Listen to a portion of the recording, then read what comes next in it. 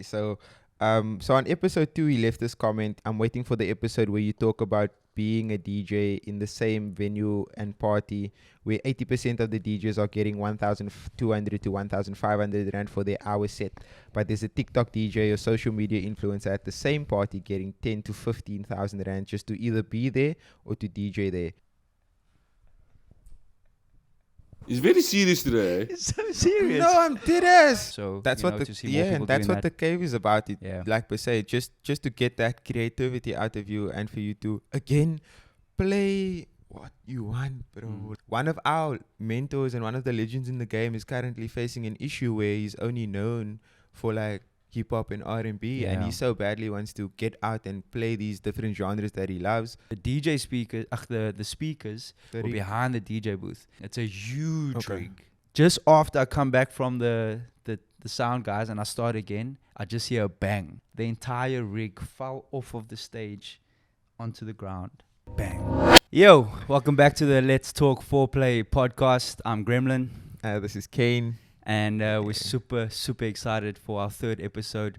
If you are new to the pod, we are two DJs just talking about our lives. Thank you to everybody that has come back for the third episode.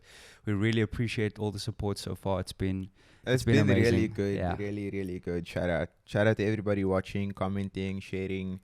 And yeah, just touching on the topics and getting interactive in the comment section, shout out. That means a lot to us. We literally just started this thing off crazy. We really didn't know where it was going to go, but I mean, every day somebody's saying something. I'm getting a message or something from DJs, from industry people, from people that have nothing to do with the industry. Just in general. Also, it's tapping in, saying thank you for opening up about the scene and talking about things that people somewhat refuse to talk about. For sure. Yeah, that's us. Yeah, I'm excited about today's podcast. Yeah, today's gonna be a feature-length episode. Yeah, there's a lot to talk about. It's been a really good week. A lot of stuff happening. But yeah, let's get into it, man. Yeah. So a few things that we're gonna touch on today is we've got a feature. Yeah, Brodi's first cave experience. Brodi's first time going to the cave, which is Kane's event. Yeah. Which was last night. It was incredible. We'll definitely get into that. We've got a segment that we want to cover every week going forward, which is the best and worst DJ sets of that the we've week. come across over the course of the weekend. Yeah. You said worst. I don't want to go into like the worst because. Well, again, it's constructive, man. It's not worse as in your shit, but it's more worse as like, oh, we know you can do better, or it was just bad. But like, there's room for improvement. I think I could have taken that title last week. For what? yeah, that was you, dog. That's why I brought it up. I was like, yeah, best and worst. But yeah, it's just a segment for. Yeah, it's literally just that. Nothing crazy. Cave recap. Logistics about it. Also, yeah, just putting together an event. There's a lot that goes into it. The RedBull 3 style showcase last night with myself and Ryan. An event I did in Stellenbosch on Friday. And a few other things, just some of your comments and some input that we've been getting from you guys that we wanna talk about. So yeah, let's get into it, man. Let's start with the best and worst DJ sets. Do you want to start there? Yeah, man. Why not? Okay. To be fair, so this weekend I've only heard obviously the sets at the Cave, which was like one of them. And I didn't really hear any other set, so I can't really give a worst set. I'm not gonna lie, I can't give a worst because I haven't listened to anybody else. But I think, if I'm gonna say best set, so maybe not the best set, but this is the set that I heard. There was this girl. Her name is Amber Cash at Press World on Instagram. Amber Cash. So she debuted at the Cave and she played like a Afro-tech, Afro-pop kind of vibe and like some like Gom remixes in there. And she opened up, eh? Yeah, she was one of the openers and she played such a crazy set. Like song selection was silly. Like it was like remixes of popular songs, but it was like Afro-techy Gom vibes, and it was very hard. Like I was taken aback. I was like, hey, yo, the song selection, even the transitions was really good. And that was her first set? Well, not her first set, but that was like her first set that I saw. Oh, and like for us as like a brand in that. Okay. And like she was like also super nervous at first, but like we obviously got her to calm down and said, hey, enjoy yourself, play what you need to. Because like even early in the day, she texted me, she's like, I see you guys do a lot of rap and hip hop. Yeah. And we were like, yeah, but it's a multi-genre event, so you do you. Yeah. It's all about being creative, express yourself through your music, so go crazy. And yeah, she ate that shit, bro. Like, yo, that set was hard. Nice. I'm looking back at it now, I was like, damn, that should have been a recorded set as well. Just because of the song selection and how she played the music, I was like, damn. So like one of the best sets I've heard this weekend. Love to hear it, man. I actually heard Jaden Lewis for the first time on Friday. Yeah. Talk to me nicely. So he's like one of the biggest and best producers in the country, but it's weird because I've never seen him play live. Yeah. Like, he doesn't perform much, but he's got like silly numbers online, like silly yeah, he numbers. He does crazy. I think he does really good for like the TikTok generation of music. Sure. With like the whole GTA remix and like obviously Kiss It Better went huge, viral. Huge. Yeah, that was super massive. And like again, I didn't know what to expect for his set. Because I've never heard him play before. Like, I know his music. I play a lot of his like piano remixes and stuff like that. So I got to the event. He was playing before me, and I recognized like all of the stuff he was playing. He was playing like 90% his own music. Oh yeah, that's odd. It's incredible, and it sounded so good. Great DJ, great energy, and super nice guy. Like super humble. Yeah, so I really enjoyed that set. Obviously Kave, like I didn't get to see anyone else because we were just super busy. Yeah, it was a crazy night. Jesus. But I would have loved to see some of the other sets. Like I do have to commend you on like your curation of the lineup, because not only did you put together a multi-genre event, you also put some people on, you know, that nobody would really know about, and that's like a big responsibility that we have as event curators. Yeah, it's a tough one, because like again, our industry is so big, don't get me wrong, there are so many people, hidden gems, known people and stuff like that. So I always try, whenever it comes to the Cave, I always try and prioritize the first 2 hours of the event just for new faces and like undiscovered talent. Like there's another kid, his name is Yakim and his stage name is Keem. He's solid, bro. Like he's solid. Where are you finding these guys though? Lord knows. Like it's genuinely just you might bump into someone and they introduce you, or you might come across them on IG. There's a couple guys I've come across on TikTok. And it's literally that. It's just like keeping your eyes open on the internet and just seeing who you run into.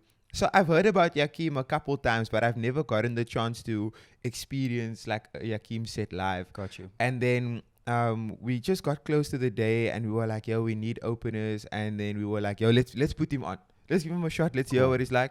Again, it's early in the draw. It's opening. So what can go wrong, you know? So you putting this guy on, for instance, without really knowing what he sounds like, what he plays, if he can DJ, you know, you're really just taking a chance here.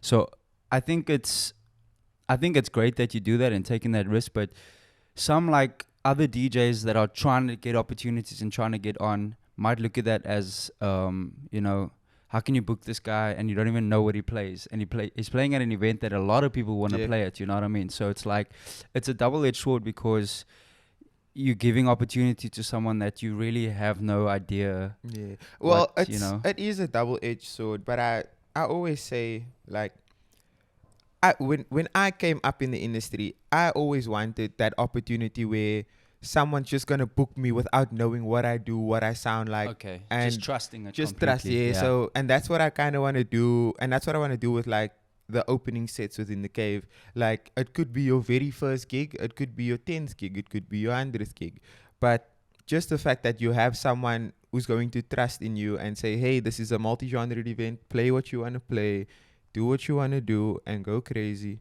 I've always wanted that for myself when I came up, so that's why I'm inclined to give that to other people. Yeah, I hear you. And I mean, I think that's the best thing that any event organizer can do, is just make something that allows everybody to have complete freedom to just do what you want to. No brief, no expectations. Just like and go no, in. like I always say, the cave is a space for creatives to not conform. Yeah. You know, so dress how you want, play what you want, sound how you want. Just be your creative self. You know, the cave is where you're gonna get your next gig. It could be where you're gonna get your next collab with someone. You could strike up a partnership. Like, it's literally a space for people to come in, create, do what they need to do, and just have fun. Like earlier we were talking, and I was saying that the cave is now a space where the music dominates. Like, we can have a multi-genre event and you can play any genre and people are gonna enjoy it because they come there for the sole purpose of enjoying the music. Truly, bro. I think that's very quote unquote international thinking, because for the most part, most events in Cape Town and South Africa are genre based.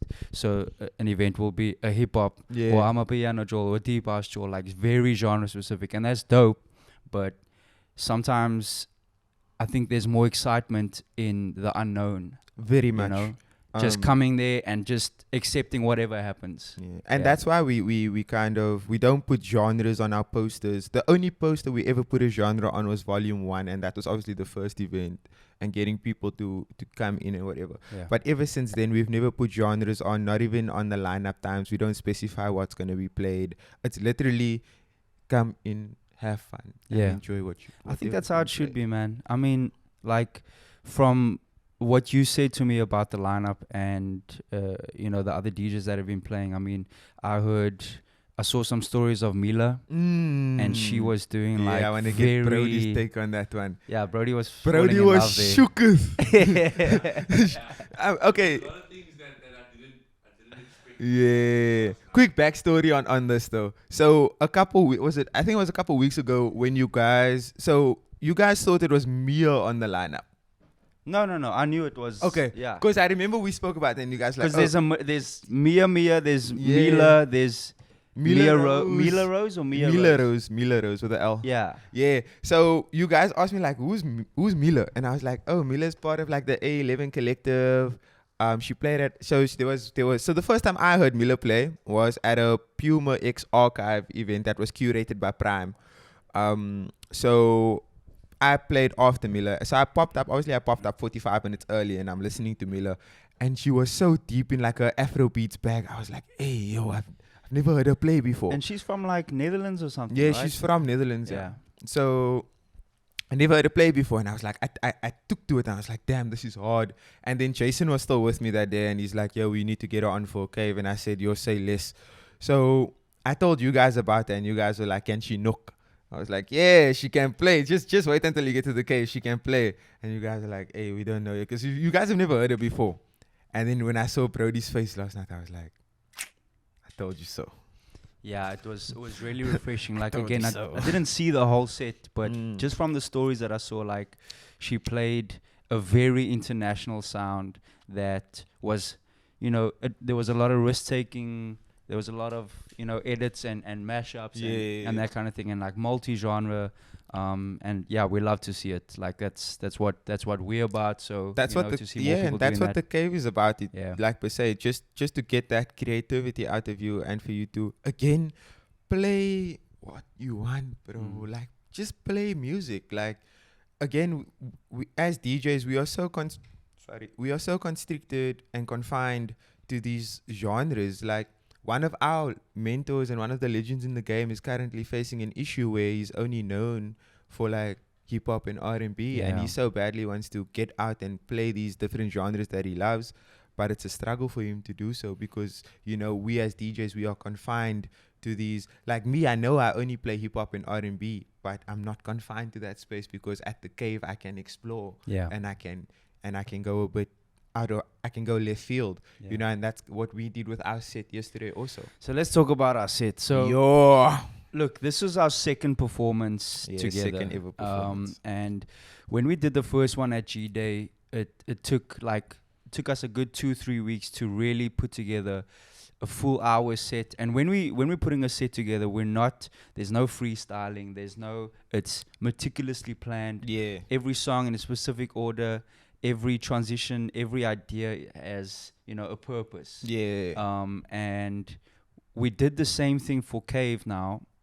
Again, trying not to repeat any ideas or any songs for 45-minute set. 45. And we thought... Yo, we really thought...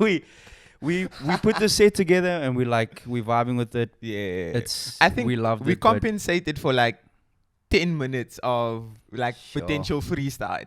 Guys, when I tell you, we kicked off our set at exactly quarter past 1. Exactly quarter past 1. Supposed to end at 2. Yeah, 20 minutes later, I looked at Grem looked at me, and we were staring at the last 2 songs as part of our curated set. Literally, I looked at my watch and it was 20 to 1. Literally. And there were 3 songs left. 3 songs left. And we I were like, shit. it doesn't make sense. But yeah, we toughed it out. We freestyled it in the end. And I think we did well to recover. Recover is the right word, because again, after our plan set, it was really a freestyle. Yeah. And we did really well to kind of keep people engaged and keep them there until the very last echo out. Yeah. So with the set, I think we both had the idea of doing something completely different to our last one. Of course, it's a new event. It's a different crowd. So we leant heavy into the trap vibe, heavy into the Jersey bounce vibe. Which Jersey bounce. Shout out Jersey bounce one time. And I mean, that genre has been around forever. It's been around for long, forever, bro. But the re-ignition of that was, honestly, I feel Ice Spice. I would say Just Wanna Rock. Oh, Just Wanna Rock. My bad. Just Wanna Just Rock Wanna started Rock. it. That kicked it off. Yeah. And then obviously after that everyone hopped on the wave, and then I think you have artists who kind of furthered and refined it. So Ice Spice is someone who took it actually up a notch. Do you know what came first? And that was long ago. Was Level Up. Sierra. Oh yeah. 5, 4, 3, 2. But that was very heavy. That was super hard. That was like a hard style version. Yeah. But then Just Wanna Rock came out, and then I was noticing okay, and that was more commercialized. Yeah, very commercialized. Then Ice Spice with Delhi and what else was there? If you are with Destiny, the Shima Destiny. Yeah, exactly. So I love it because it's super high energy, but it's fun at the same time. It's very fun, and people love it. I'm not gonna lie. All the edits and remakes and I call it silly shit music. It is. Because it's very silly, it's very fun. It's fun. It's just so good to just be around, bro. So we did a lot of that. We did a lot of trap, and we did some new Kanye stuff, some proper rages, high tempo, high energy, and then we did some drum and bass. Yeah, because we both have been wanting to. Very risky, guys. Extremely, very risky. I mean, it's no surprise. It's probably my favorite genre to DJ, and to listen to. But to play it to a quote-unquote commercial crowd that's used to your usual genres, hip-hop, trap, etc., it took them by surprise, major. So our strategy was to introduce it and present it in a way that people could still be relating to it, so remixes of popular songs. We used a lot of popular remixes, so remixes of popular songs. I don't know, how do you think they received it? I think it was good for the first. I remember the first 2 songs was up, because the first 2 songs was it was Me Baby Alone, Keem and Fred Again, Leave Me Alone, and then the second one was it Thinking About You? Yeah, it was Frank Thinking Ocean About You, remix. Frank Ocean, and then after that it was Me, Myself, and I, and then so I mean, we're using Baby Keem, Frank Ocean, Alicia Keys, and Beyonce. So again, very remixes, remixes.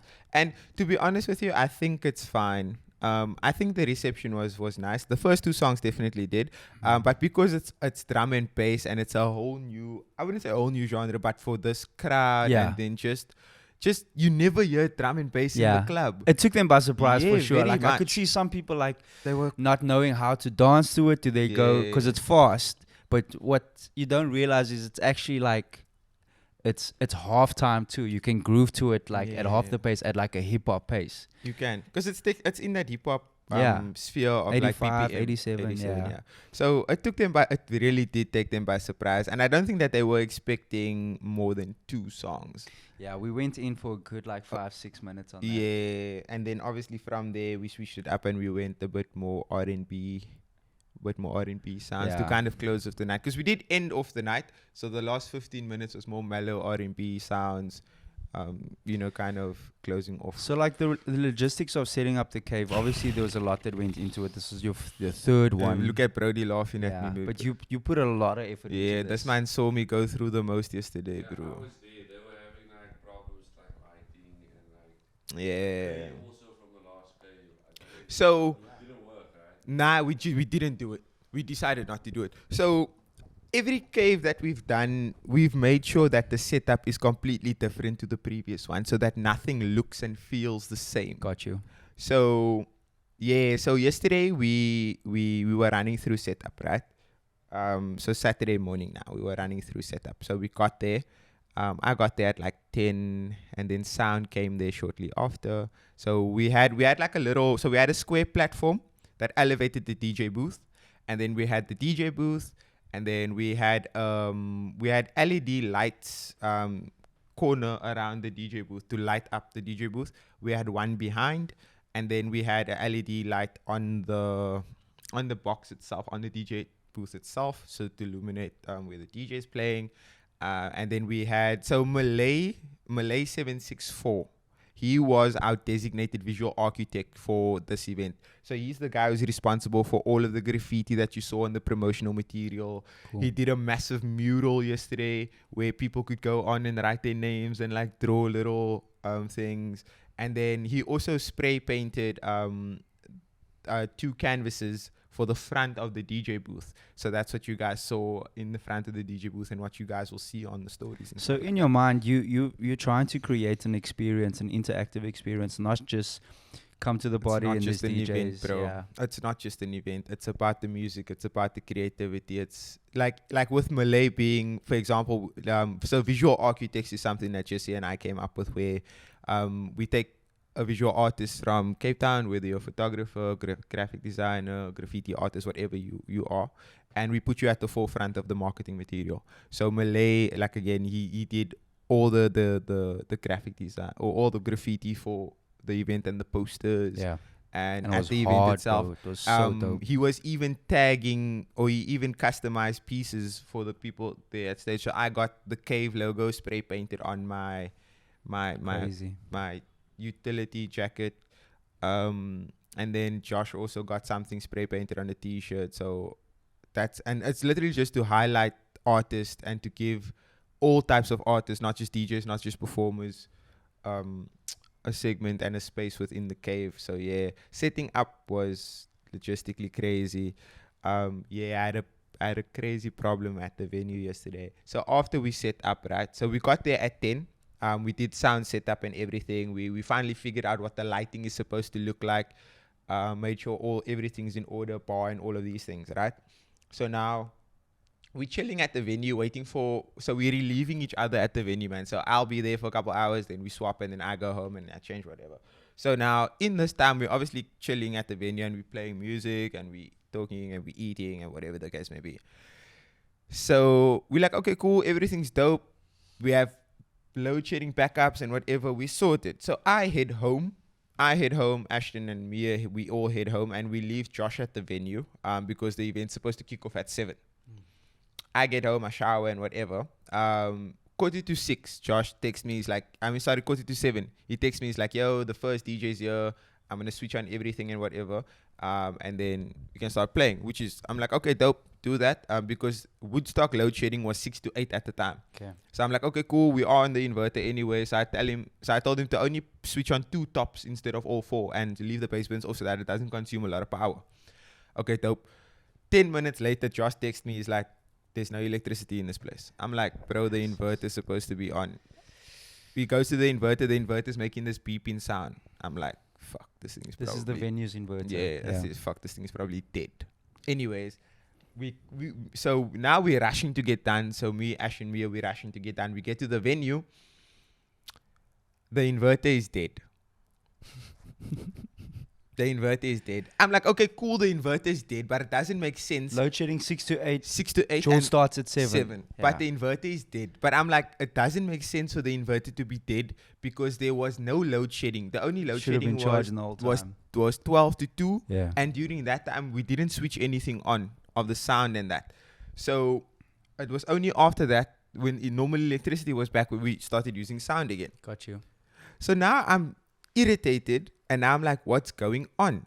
So now Ashton phones the venue lady and he's like, yo, we have this problem. The inverter is dead and the electricity box where you put the units in shows 0 units.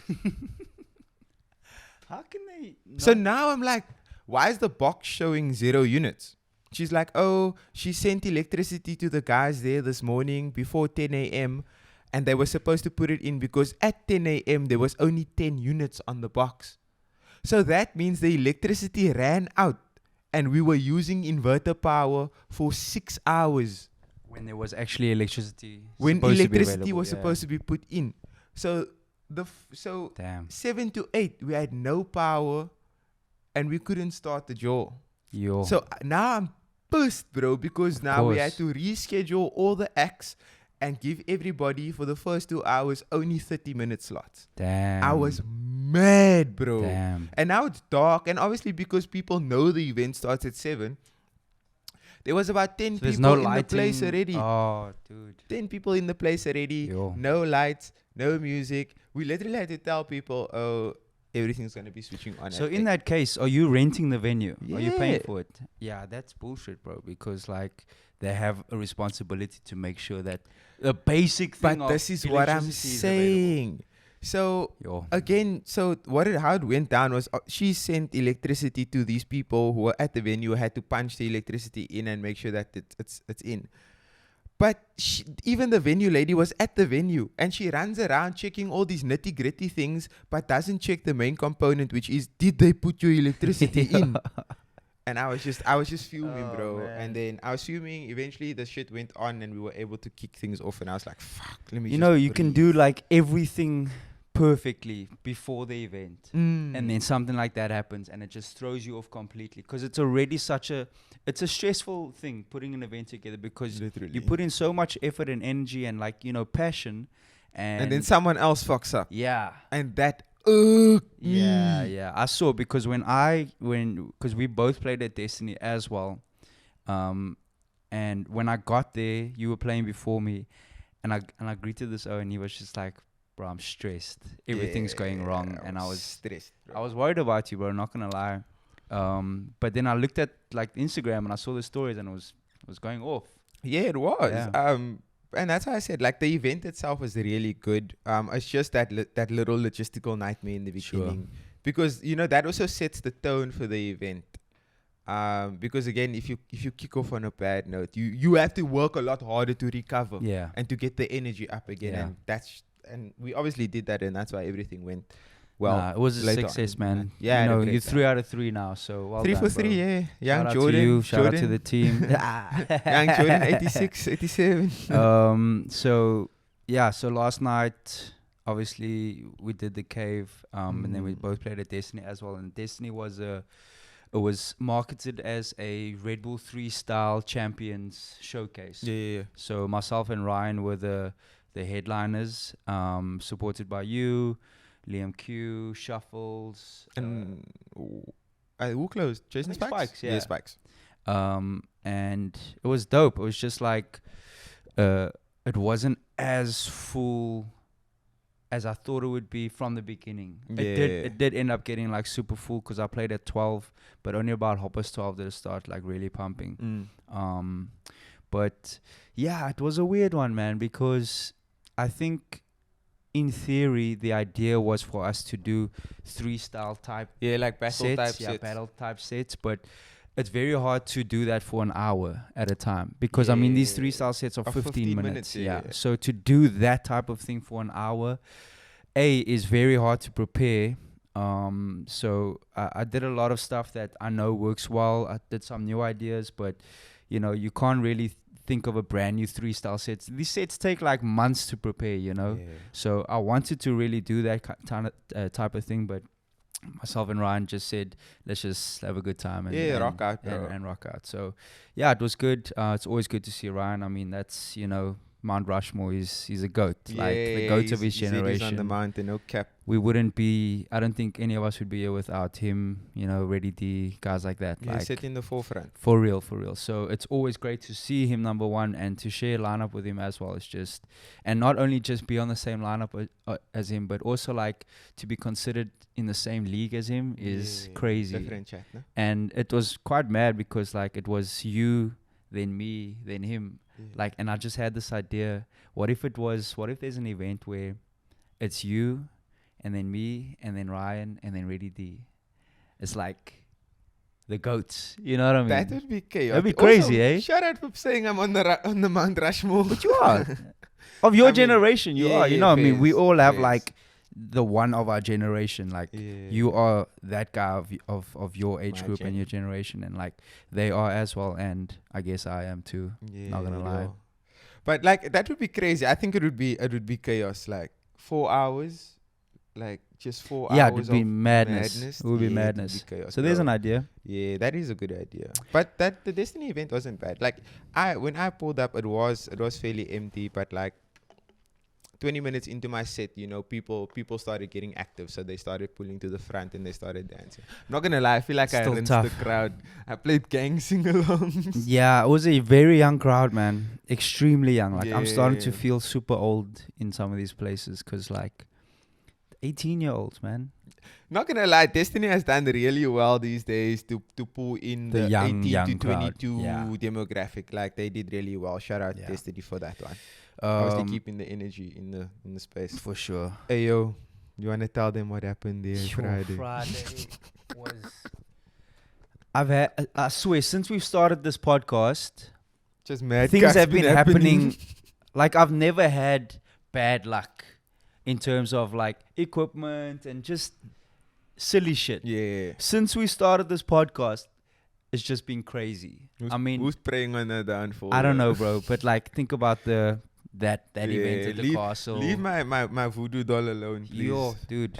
And like, yeah, I can handle, a stressful situation or emergency. But when shit is completely out of your control, like, yeah. Anyway, I get to this event, and I played this event a few times. It's super dope.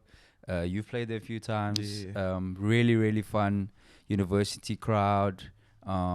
They usually get like 800 to like 1.5. Yeah, they do. They pack out that place quite often. It's a good event. And started my set, killing it, going crazy, amazing energy. And about 20 minutes in, I do a certain routine with Soldier Boy Crank That and in Paris. Oh yeah. The tone play vibe. Oh yeah, the Tintin. Yeah. Tintin. And as I'm triggering the hot cues on the one side, I've noticed it's not like something's wrong. Like I'm pressing it, but it's doing something else. So weird, carry on. The next song I load on the right-hand side, the song is playing in my headphones and then it just starts from the beginning, but like it's triggering, it's like skipping, like a needle skipping or something like that. And I'm thinking to myself, what the hell's going on here? So the song on the left-hand side's playing. I reset this deck, switch it off, put my flash drive back in, start again, same thing. And the bass is growling, bruh. It's going crazy. And I'm starting to think, if there's bass shaking the decks, it could be triggering something. It could be triggering the jog wheel or the hot cues or something, but the song cannot play continuously. It's just skipping the whole time. So I'm thinking this is terrible. It's not good. I'm running out of the song on this side. Eventually, I had to stop the music. I walk off the stage. Like, there's a lot of people, bro. I walk off the stage. I go to the sound guys on the left-hand side. I'm like, guys, there's something wrong here. And they come back. Good 2-3 minutes of silence. We start again, try again. Same thing. As I start playing the music again, it's a setup like a hall, like a school hall. But the stage is usually, the DJ booth is usually on the stage, but this time it was in front of the stage. So the stage was behind me. And That's the actually DJ, hard though. Yeah, the DJ speaker, the speakers were behind the DJ booth. And the rig is like, I'm not lying to you. It's from the ground up, almost like to the ceiling. It's a huge rig. It's a stack. And just after I come back from the sound guys and I start again, I just hear a bang, like a huge bang. The entire rig fell off of the stage onto the ground. Bang. Damn. So obviously it was vibrating and shaking and moving, and then that just smashed onto the ground. So now the whole technical team is busy sorting that out while the show must go on. And I'm just thinking to myself, damn, bro, what am I going to do here now? Like, there's nothing you can do. I think you've just had terrible luck. I really have, You've bro. had terrible luck. So then I try to play on one deck. So basically, like... You do the roll feature. Yeah, but it just wasn't hitting, bro. Like, it just wasn't working for me. So I would literally play the song, echo out, start the next song. Oh my days, you were being a selector. It was bad. Like, it sounded like I was playing on a phone. It was so bad. And you could have put your Spotify premium on. But here's the thing, right?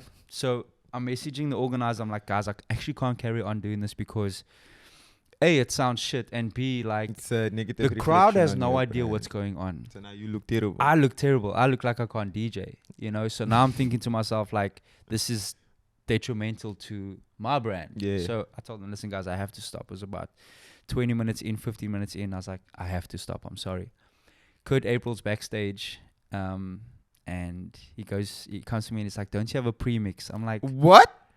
Like a set recorded on your flash drive. And I was like, Why- no, bro. Why would anyone carry that? But that's what he around? was saying. It's like, there's so many DJs that do that, and when you need that, they're not around. You know what I'm saying? But like, how who many are the people- DJs who do Hey, this? bro. Please put your hand in the air right now if you're carrying a premix on your flash. We know they are.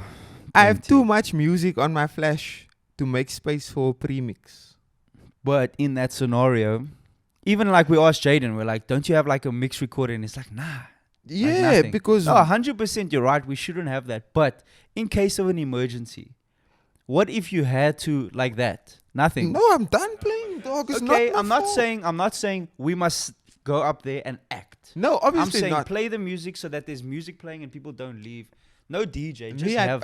I'll put the play continue the play continue setting on, Damn, and I bro. press play and I leave, dog. Okay. It's Yeah, If- I'm if- just because in that scenario, I'm thinking about the overall, the success of the jewel. You know, like it's halfway through. There's still 2-3 hours left of the jewel. Like, obviously, I can't DJ anymore, but you don't want people to just leave and yeah, you know. obviously not. But again, what do you want me to do No, at that point in that's time? what I'm saying. Can I add something? Of course. I mean, your job at the end of the day is to be the DJ, not to be the sound engineer or the tech engineer or Yeah. whatever. So you're just showing up, doing what you got paid to do, making sure that you do your job well. You're 100%. I do hear right. the premix chat, but it's also you can't go there expecting something to go wrong. So now you have No. a premix saved. You know what I mean? Never Yeah. gonna Yeah. be that, bro. That's what I'm saying. Like, it's not my responsibility. If I point out to you that your deck is fucking out and I can't play like this, fix it. Yeah. Don't ask me where's my premix. There's Yeah. you're never gonna catch me with one. he didn't say I where's your know, premix. I know, but but, yeah, I'm just like saying, just man. think- yeah. I'm just speaking hypothetically. Like, don't ask me where's No, my so- no. That sucked, bro, because like I genuinely was in the Yeah, zone. but I was also- killing it. Shout out Kurt April. I really fuck with him. He did a madness at Daisy's. Yeah, no, No he's- cap. He did a madness at He's Daisy's. bro. killing Also, it. I don't know who told me this, but someone told me that he pulled up to Daisy's with like his whole crew. Like, You how did many you tell people- me? Yeah, I pulled up to Daisy's with his own lighting. Own lighting engineers, own sound. Like they walked in and they told the Daisy's man, okay, you guys are done now. Yes, He told him, I'm bringing my own team here, my own crew. I love it. Yo, that was powerful, Yeah. bro. It's like when you contacted that girl to do The visuals. yes. Yeah. You contacted her a couple of weeks before the time. But that's Daisy's visuals team. He said, "You guys are out. I'm bringing." Yeah, I I'm got bringing my own. Yeah. Oh, yo, power I fuck move. with it, bro. Yeah, That's it's dope. hard. Yeah, Power that's move. sick. I want to touch on a message that I got from a DJ. Shout out Verlin. The message was, please explain how low-profile DJs can make it in the DJ industry in Cape Town today regarding marketing, networking with high-level DJs like yourself and Kane on the next podcast. So, I mean, this is not a new question. Like, people are always asking for advice, and my advice is usually the same thing. But I think in this case, the way that, you know, these DJs that you put on, they just shot their shot. They saw you, they came to you, they introduced themselves, and the worst thing that can happen is not this time, next time. But you know, you just have to put yourself out there and genuinely be hungry. Like, you can't just kind of wait for things to happen. Yeah, you know? you can't wait for it. Like, I don't know. I know a lot of up and coming DJs, but very few of them are like, yo, your next event, here's a mix, this is what I can do. You have to have me on. Please, like, hungry, you know, like really hungry. That I'm not gonna lie. I've been getting a lot more of these over the last like 4 months, where people will hit me up, hey, I need advice. Can you tell me how to get booked and that sort of thing. And the one thing I consistently say is, you can't get booked if you're not outside. Yeah. So be at the places you want to play at. Yeah. Go to the event. If you want to play a Prime, go to Prime. Support the Support event, Prime. Yeah. Buy a drink at Prime. Talk to the people at Prime. Yeah. Have fun at Prime. If you want to play at the Cave, come to a Cave. Yeah. Talk to me. Introduce yourself. There's nothing wrong with a quick hi. It doesn't have to be a business chat. It doesn't have to be a long thing. Just a hi. I'm whoever. I love what you're doing here. And on your way. You know, that goes a long way. And literally, it's literally that, be outside. Yeah. You cannot be put on. Me personally, I can't put someone on if, firstly, I've never interacted with them. Secondly, I don't know what they're about. And thirdly, I don't know what you sound like. Of course. I mean, this tactic of like, for lack of a better term, like entitlement. It's a thing of like, yo, put me on. Yeah. Yo, why am I putting you why on? why you not booking me? Like, that's never gonna work. Yeah. It's never ever gonna work. It's just, you know, there's one of two ways that you can go about it. It's like, be direct and ask for it in a respectful way, or make yourself so noticeable that we can't, you know, ignore you. Like, you're just everywhere and we have to put you on, you know. And it's literally that. Like, again, when I say be outside, it doesn't mean you have to be booked consistently or you have to have a crazy run of form. It's literally be outside, bro. You get noticed at events. People will see you pop up consistently, and eventually they'll take an interest. And again, this game is very long run based. You can't be outside for 2 weekends in a row and then get mad because no one approached you for booking or anything like that. Like, you have to be outside. If you want to be a part of this industry, you need to buy into the industry. Yeah. So you need to go and spend money, go out, have fun. And it's not even necessarily like spending stupid amounts of money. Yeah, not like, silly. No one's saying pop bottles, you don't have bro. No, just be there. Yeah, just be outside. There, hang around. You know, like, we chill guys. Like, I'm never gonna be a person to not give you the time of day. You know, like, that's just not who we are. So that's for us. I mean, even in our own careers, there are certain things that we want to achieve, and there's only, you know, a certain way that you can get to that, especially like the big stages. Like, I tried to play Hey Neighbor last year and I did everything that I could. It just didn't happen. It just didn't happen. Like, and even with you, like, you had a couple events, like you had right here, right now. Yeah. You did like 3 or 4 editions before you put me on. And like, even then it was because I was constantly outside. Like, you couldn't get rid of me. Yeah, we couldn't ignore this guy. You literally couldn't get rid of me. Everywhere you was, I was there and I was killing it. And eventually it got to the point where you were like, nah, fuck, let me just give this guy a slot. Because he's just annoying me now. But like, it's literally that though. Like, all jokes aside, it's literally that. It's being outside. Yeah. And again, you have to come into this game knowing what you want to do. You need to know the stages you want to grace. You need to know the venues. And what can you offer that's different? Like, there's no point coming to me and saying, yo, I'm a piano DJ. It's like, you like the I'm a piano chat, no? I really do, because what are you offering that is different to the 1,000 other I'm a piano DJs? You know what I'm saying? Like, there has to be something special and unique about what you're doing. Same goes for hip hop acts. I'm not gonna lie. Yeah, but there's not many though. There's not many. Really? There's not many up and coming like new hip hop acts. Everyone, you know, they're very piano, deep house focused. Like, they'll float into those genres. But again, you need to know where you're going, what you want to do, where you want to play, and you need to make sure you got your shit on lock, bro. What do you think about like when you ask someone like, "What do you play?" and they say, "No, I play everything." I personally don't believe in playing everything. You can be well versed in multiple genres, Like a jack of all trades, but a master of none. but you need to be known for something. Yeah. You can't say I'm a multi-genre DJ. That's open format. Yeah. But when you say open format, you need to be fucking good at every genre and literally being able to play every genre in your set. Yeah. Yeah. So when people say I play everything, I ask them, okay, cool, you play everything, but what's your preferred genre?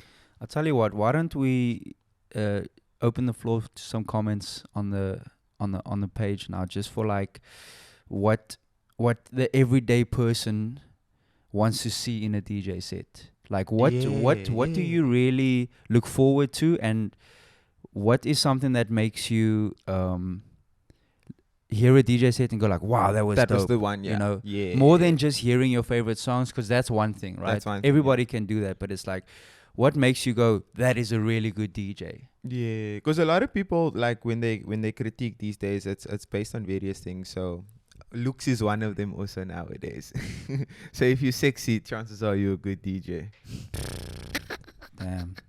But yeah, what is that thing for you? You know, was it technicality? Did this person go over and above in technical terms? Did they just have good song selection? So yeah, get in the comment section and let us know what you guys prefer to see in a DJ set. Talking about comments, DJ talk Eazy about had comments. a really, really good one for us last week. Let me read it. Let's see what he said. So Eazy is a legend. If you don't know who DJ Eazy is, I mean, he's been around forever. We refer to him as the plug. Like whatever you need, this guy has it. And he left a really good comment on our great episode. comment actually. So on episode 2 he left this comment. He said, and this is quote like word for word, "No fluff or pretend vibes, 100% authentic. I'm waiting for the episode where you talk about being a DJ in the same venue and party where 80% of the DJs are getting 1,200 to 1,500 rand for their hour set, but there's a TikTok DJ or social media influencer at the same party getting 10 to 15,000 rand just to either be there or to DJ there. Can we also give a big middle finger to the venue who say that they are hip hop and R&B only, but they ban you from wearing snapbacks and fitteds?" Yeah. Easy spicy. Very spicy. He is spicy. I'm not gonna lie, when I saw the comment, I screenshot and I sent it in the group. I said, "Hey yo!" He comes from a generation where they, you know, they're a harder generation. You know, they say it how it is. Yeah, and true. I love it. Like, it's important. So, him saying that really had us, got us talking. But I have my take on this, but I'll let's see hear what you yours say, bro. first. I do think that there is a ridiculous sort of precedent being set regarding real DJs and influencer TikTok DJs, because the difference in pay is stupid. Yo, it's like it's 10 times. Easily. It is 10 and times. it's never ever it's never worth it, you know. What you're paying these DJs you're never gonna get that return on investment. Like, people think that because you have a big TikTok or Instagram following, that say you have 100,000 followers, that 100,000 people are gonna come to the event, or not even, say 10%. Yeah. You know, it's genuinely not what it is, and people do not care. You know, like they think that broader audience does not give a fuck, bro. No, they really don't, bro. So event promoters that are booking these DJs, they're thinking that it's going to bring them a lot of people, and that's the only value that they see. The only value is that we think that you're going to promote it and more people are going to see it, so more people are going to come. But at the end of the day, that person still has to be on the decks and DJ, and 90% of the time they shit.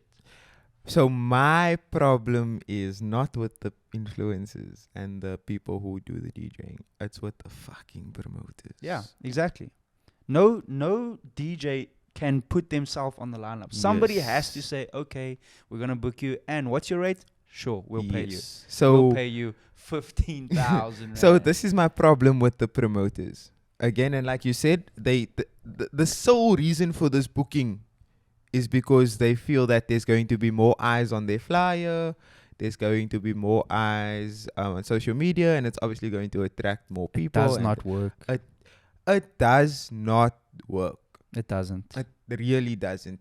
There is no use in, again, you do the booking. That's great. But then you need to book and you need to keep that same energy for the people who actually keep your party going. Yeah. Don't get mad when I send you my quote and you say, nah, I can't afford that. But I was the best act on the night. I am the best act on your lineup. But then you say, nah, I can't afford that. But then in that same breath, you're dishing out these 10, 15, 20 bands simply because, again, you are solely paying that person to promote your event. You do not give a fuck about them DJing. Genuinely. You don't. Probably haven't even heard them DJ. Yeah, you don't. Yeah. But you are giving out that money because you know that collectively they might have 250,000 people following them across all social media platforms. And now you're thinking, boom, there's going to even a 10% of that. If you're paying someone 15 grand, that means on average a ticket is going to be 100 rand.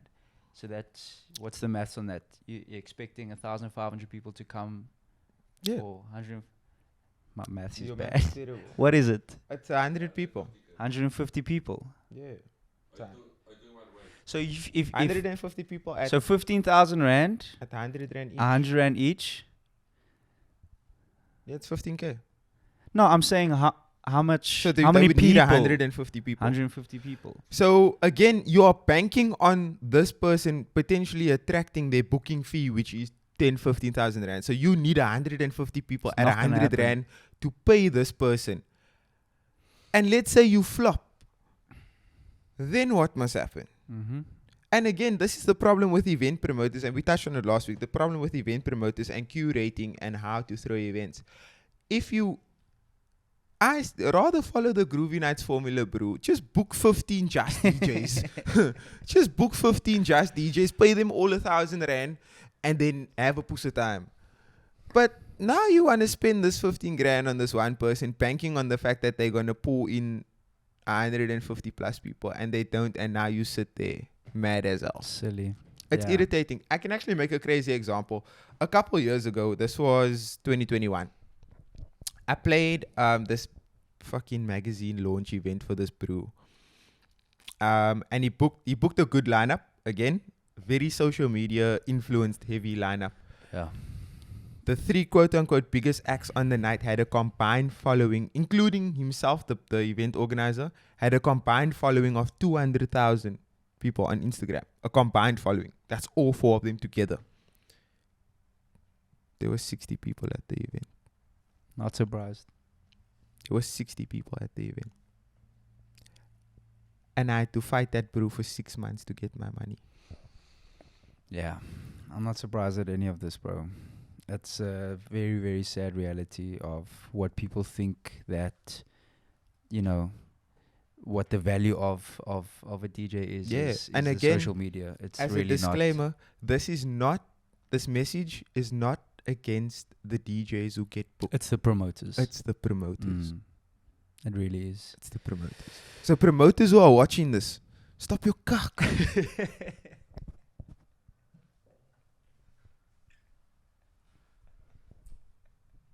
He's very serious today. It's so serious. No, I'm dead ass. Yeah, a lot. Stop your cock. Yeah, but you're right. You're 100% right. You're 100% right. Take that budget, put it into your event, book really good DJs, push your marketing, spend Yeah. 15K on sponsored posts. If we're talking about 15k for an event or for one DJ, right, for 1 hour, like you guys have both put events together, isn't 15k like a decent foundation to start like your?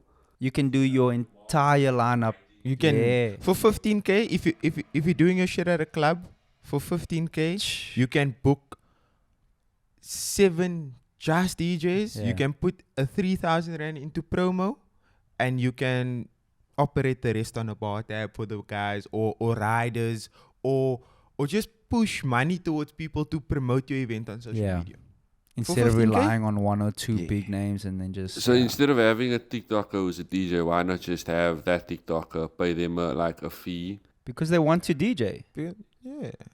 But that's why I'm saying it's not them wanting to DJ. It's the fucking promoters. So me personally, if I'm taking 15 bands and I have the option to either spend it on a TikTok sensation in the hopes that they attract the right crowd, or book 7 DJs who people want to actively see DJ, me, I'm booking the 7 DJs. Do you think that the image of being a DJ has now made people want to be DJs? Sort of having that rock star lifestyle, not lifestyle, but like having to control an entire crowd of people. My problem has always been people coming in to make a quick money grab and exploit a situation, knowing that they could make a lot of money because of who they are on their social media. And they come in, and I've seen it a million times. They come in, they do their shit for maybe like a year, and then year and a half, and then they dip. Yeah, so again, it comes down to the fact that I think for the last 2.5 years, people have started to realize that DJs are the superstars. And again, you can tie it back to obviously the Uncle Waffles blow up, the Tyler ICU blow up, and all these guys who you would think just popped up out of nowhere. But Waffles didn't pop up out of nowhere. Waffles has been grinding for a good number of years before that video took a viral. Tyler ICU has been grinding for a good number of years before he went viral with Nika and stuff like that. So these guys are looking at them as overnight sensations, thinking that, hey, I already have the platform. I can do this shit. Yeah. But in reality, it has taken them like the progression. They also had to go roll with promoters for money. They also had to roll for riders. They also had to build up a level of respect within their own community before outsiders started respecting them and putting them on that perch. Yeah. Look, I'm not going to lie. I think we might be painting everyone with the same brush here in terms of the influencer TikTok vibes. Like, no, not at all. I genuinely do think there are some of them that actually love DJing and that they actually can DJ well. 100%. Look, I know a couple fantastic. of them. I know a couple of them who are actively doing this shit because they love it. And those are the money that I commend. Yeah. But the money doing it for a cash grab. Yeah. Yeah, man, it's exploiting. It's exploiting a situation, and you're not adding anything to the scene and the community. You're just taking from it. So are we pro gatekeeping or are we anti gatekeeping? I'm still anti gatekeeping. This is oil and water sitting next to each other here when it comes to gatekeeping. Me, I still say because I'm secure in my position. There's space at the table, dog. There is. I agree with you on that. My chat isn't about space. My chat is about standards. My chat is about not allowing any and everybody to just come and take opportunities away from other people that really deserve it. When they are shit. You know what I'm saying? If you're good and you can do what you do, cool. But if you genuinely are shit and there's somebody else that deserves it and you're taking that opportunity away from them, potentially, you're terrible. Yeah, that's pro gatekeeping. Well, I guess it becomes a bit easier when our scene finally translates into an industry. Yeah. So next that's our next chat. But we up an hour now, what are we? Yeah, I think so. Yeah, let's close it off. Do hop in the comment section about what we just discussed now. We want to get your take on Eazy's comments and also what we went about now. When we closing off the segment now, I wanna point the spotlight at Brodi. Brodi, please point the camera at yourself. No, I can't do that, bro. It's fixed. It's fixed to a mount. I can't do it. But yeah, so yesterday was your first experience of the cave. Away. So the two of you. Nah, I don't want to be a cameraman, guys. Man. Come on, Brodi. People need to see take the you. mic. Take the mic. I'll take the mic. You got your phone? Yeah, I got my phone. Okay, I got cool. my phone. So the two of you seem to hold me in the highest esteem when it comes to like judging events or some shit. Genuinely, if Brody says it was a good set, like last night, he told us we played a good set. I was like, I can't fault. Oh, anything. that's actually his compliment. He doesn't say it was a good set. He says there's nothing wrong. Yeah, no, because that is a good set. Honestly, I am. No, I'm a hater, bro. I'll wear that. I'll fly that flag high. But normally when I drive home from an event, like I sort of reflect on like just curation of the lineup, like the experience of people going there, and honestly, bro, like the experience was like nothing I've ever had before. The artwork, when people walked in, bro, people were writing. I didn't expect as many people to write and draw on that. On the mural. Yeah, I didn't expect that, but like people were walking up to it and they were excited to write on it, take pictures with it, and the overall like music experience, bro, like. There was, obviously, we spoke about like how the lineup could have, maybe the times could have changed, but in terms of the selection of artists, it was impeccable. And I'm also the type of guy, I don't like too many live acts to be at an event. And the live act that you have there, Look It Up. Yeah, bro, he killed it. And I listened to a couple of his songs before I came to the event, and the way he's like his actual songs on Spotify translates into how he performs it, I was actually like quite. I don't want to say shocked because that sounds like a negative thing to say, but I was quite like... You were taken aback a bit. Yeah, I was taken aback by like, this man actually... It wasn't like one of those guys with the music, the sound is distorting, you can't hear what they say. And he's just ad-libbing and screaming. And he interacted with the crowd, and yeah, bro, it was just vibes. And then in terms of like the A3 team and like the Kave team, you guys really think of everything, like how it's going to look visually, how people are going to feel when they walk in the door. And being there during the setup, there was a lot of stressful factors. You guys are going to see that in the BTS that you're going to make. I got some videos of like Aiden stressing about... But that man does everything. Like when they say he does everything, like... He does everything. There's nothing... But he comes there with a toolbox, bro. Like, he has tools. He has tools inside. He almost burned down the building at one point. Yeah. Because they fucked up a connection, but... Yeah, bro, overall, like, looking from the morning up until the end of the event, like, I left it up, I got home at 2:30. So, like, it was almost like when you get home, I'm not tired, when I say tired, I'm not like, it was a shit thing to be at. Yeah, me too, actually, eh? Yeah, it felt very energizing. Energized. Then, and, like, the crowd, bro, I would say it wasn't, like, 500 people in the jaw. But it felt like there was 500 to 1,000 people in the Everyone was super hyped.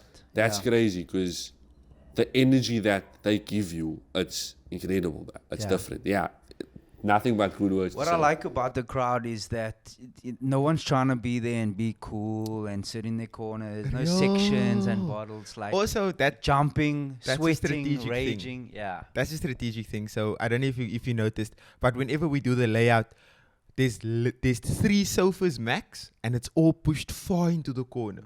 So you kind of feel distance from the event. Cool. And then you're like, nah, fuck it, let me stand up and go have fun. Yeah. So yeah, strategic in that. Cool. I think from start to finish, bro, well done, like proper. Yeah, shout out to Kave Volume 3, shout out to Kave, shout out A3, shout out all the artists who performed. And stay tuned for the vlog. Yeah, there's a vlog. There's a vlog. There's 5 YouTube sets dropping throughout the month of March. So it's a 4-play set: Mila, Surreal Sessions, Snyder's, and then Bongs. We're also going to drop Look It Up's live performance, so you guys can experience that. Stay tuned to the social media. There's pictures. There's after movie coming this week. We're really going to push out content, and that, again, if you weren't there to experience it, if you were unable to experience it, our YouTube channel, our Instagram is there for you to try and live through that. And yeah, come through for Volume 4. Date to be announced. What is that? This man's toilet. Living in an apartment, guys. Yeah. Living in a block of flats. Thank you. I just want to say a big thank you to the guys, A3, the team, the Kave, Brodi, all the artists, Gio, Jason, Jesse. Big shout out to Malay 764, who visually just brought so much to the Kave, bro. Like, the shit was amazing. It's literally the biggest one we've had so far, and that shit was insane. It was insane. I can't wait Shout to out. see all the footage and everything. It's going to be crazy. Yeah, really excited to put out all that content as well from our side. It's going to be It's gonna mad, be a so ridiculous stay slab of tuned. content, Yeah, bro. it's So gonna stay be good. tuned. This whole month of March is gonna be silly content lined up. So again, if you didn't experience the Cave live, you can experience it through our YouTube with all the new sets dropping, and then Yes, date sir. for volume 4 soon come. Yeah. Yeah. Cool. Let's quickly wrap up with what's coming up for us. Damn, I've got to go to Rands now. I'm playing in a few hours time. Yeah, And that's gonna be super fun. 4 p.m. Yeah. 4 p.m. Oscar and Bo's got a A weekly residency now, so it's gonna slap there. I know Oscar's gonna go in. Ultra is next weekend. I'm Damn, going. I would want to go, but Yeah. Brody's going. Yeah. you're working there, most. Yeah. I'm just going for Skrillex. Like that's my goat. Like That's the one.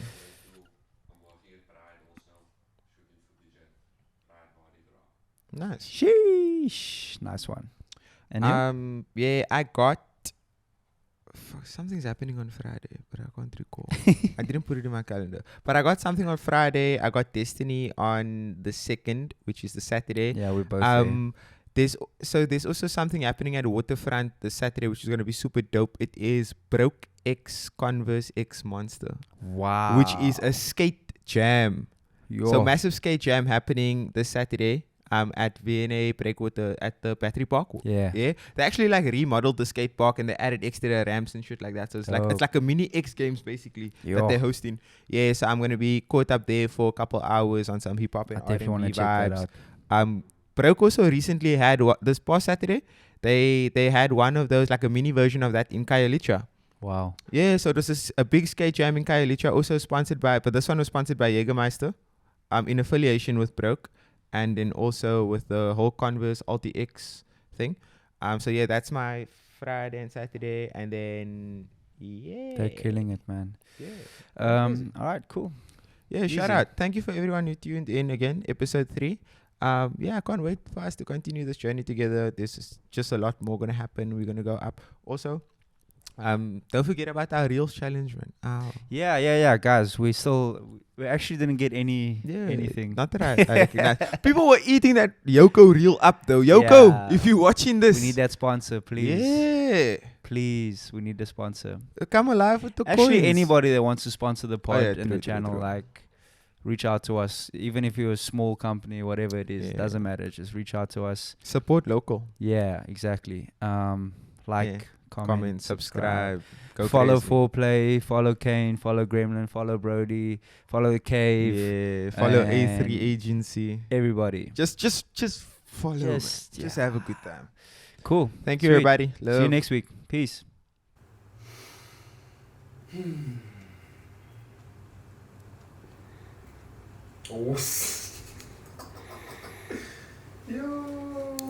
What's that my mommy last night? Nah, Josh is bevoegd. Nah, Josh is bevoegd. Hij vat die title. Hij slaat de hele title af. Damn. Now I have to go prove myself again. Yes. I saw your mom while we were playing drum and bass and she was so confused, bro. Yeah, she was mad because she's like, damn, what I'm is not this? letting you spend time with this white boy anymore.